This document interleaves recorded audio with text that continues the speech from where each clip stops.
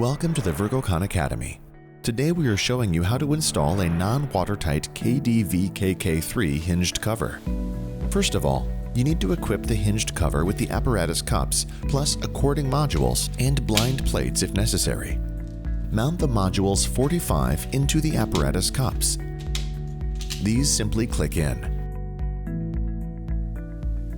Blind plates, if any, are mounted underneath the hinged cover with the clippable bases.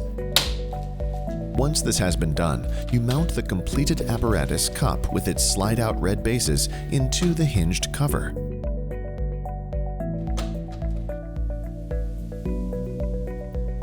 Connect the cables into the modules next.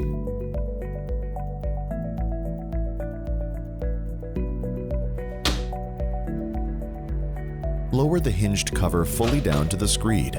Open the cover and secure the hinged cover using the 4 screws in the sides of the cover.